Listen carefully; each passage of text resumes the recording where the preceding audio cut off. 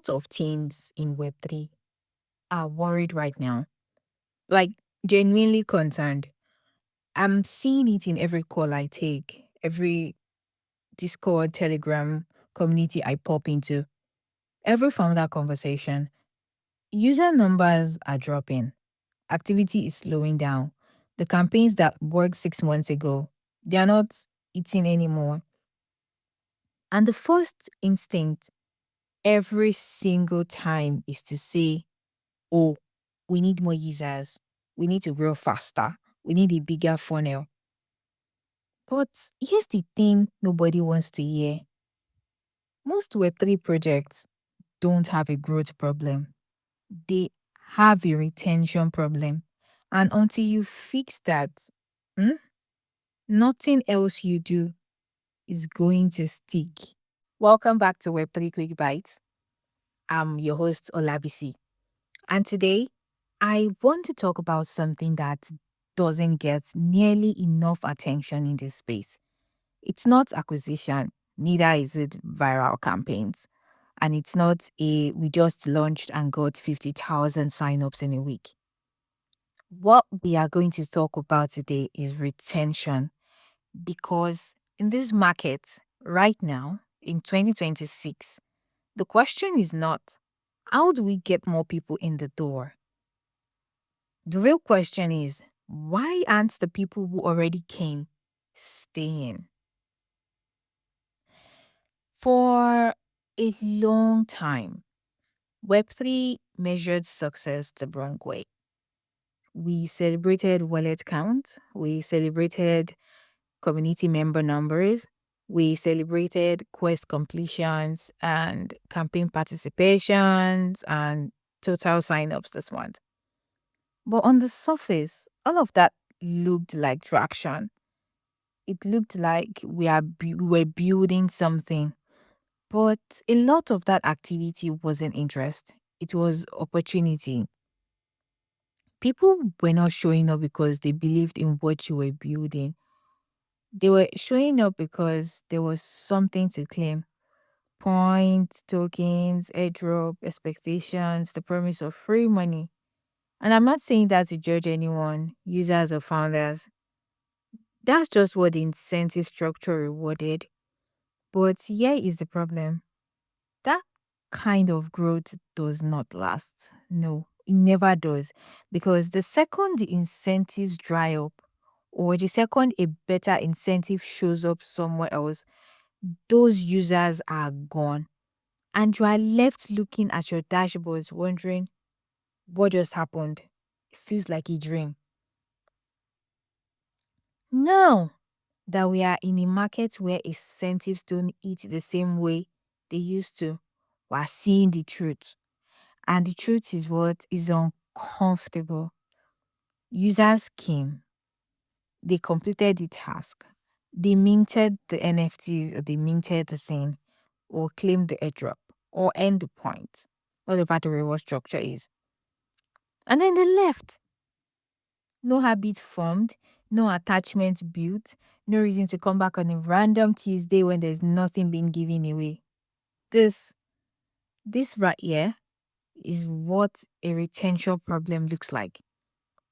And this is where a lot of teams get stuck because they try to solve retention the same way they solved acquisition. More campaigns, more rewards, more giveaways, more noise. But here is what they are missing. Retention isn't driven by incentives. Retention is driven by value, and value is something you build into the product and the experience. It's not something you bolt on through a point system.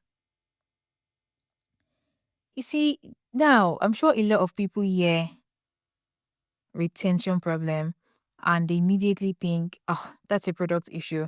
That's on the devs. That's a UX thing. And sure, agreed, product matters. But marketing plays a much bigger role in retention than most teams realize. And here is why. I'll explain. Retention starts with expectations. If your entire marketing message is built around rewards, airdrops, and getting early before the token launches. Guess what kind of users you're attracting? You're attracting mercenaries, people who are there for the transaction, not the mission. But if your marketing is crystal clear about who the product is for, what problem it solves, and why it matters beyond speculation, then the people who show up are already pre qualified. They are coming because they actually need what you built. Good marketing doesn't just get attention, it gets the right attention, and that is the foundation of retention. It just feels like I rhymed. It feels like I was rhyming the words. But then that is something that I would like us to hold on to. Now that we actually know why retention is a marketing problem, let's talk about what retention actually looks like in practice because I think there is a lot of confusion around this. Retention is not a spike in Discord or Telegram activity when you announce something. It is not people showing up for a campaign and then disappearing. Neither is it short term engagement that's tied to a specific event. Real retention looks like this: users coming back to your product on a random Wednesday, not because you reminded them, not because there's a reward waiting, but because using your product became part of how they solve a problem in their life. It looks like people in your community having conversations that are not about price, are not about airdrops, and they're not asking every second in a group when token, when this, when that. They are talking about features, they are sharing tips, they are helping each other. It looks like someone explaining your product to a friend, not because you paid them to shill it, but because they genuinely think it's worth using. That is retention. See, retention is quieter than viral growth. It doesn't make for a great Twitter thread, but it's infinitely more valuable because those are the people who will still be here in 6 months, in a year, even in a bear market. And do you know what smart teams are doing right now? The teams that are thinking long term, the ones who are actually going to make it through these markets, they've already made the shift. They are not asking, how do we get more users? They're asking, why do our best users stay? And that is a completely different question. Because the answer to that question is not a campaign, it is not a partnership, it's not another airdrop. The answer is usually something foundational. It is we need to talk to the people who are actually using this and understand what value they are getting. It is we need to simplify our onboarding so people understand the product in the first 60 seconds. It is we need to stop trying to be everything to everyone and get really clear about what this is for. The smart teams are studying behavior, not vanity metrics. They are constantly improving on the core experience. They are not adding more layers of incentives on top of a leaky bucket. No. They are focusing on depth over reach because they understand something really important. Growth without retention is just expensive traffic. You are paying to rent attention, but you're not building anything that lasts. I'll let that sink in for a while. I think I will just take that line again.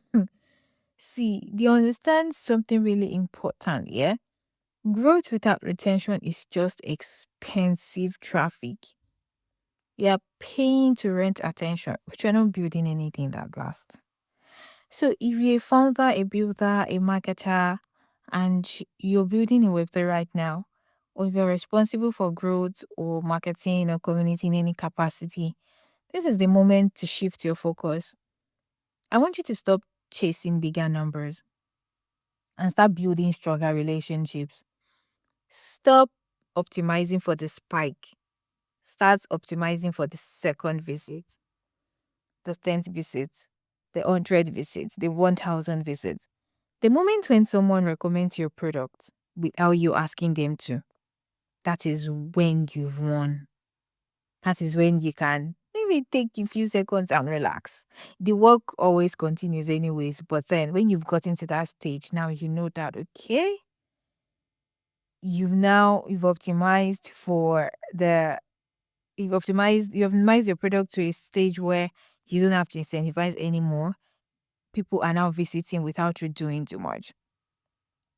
Because in this market, the projects that survive won't be the ones that grow the fastest. No, they will be the ones that users did not leave. This is Webtoy Quick Bite, guys. I'm Olabisi, and I'll see you in the next episode. Bye.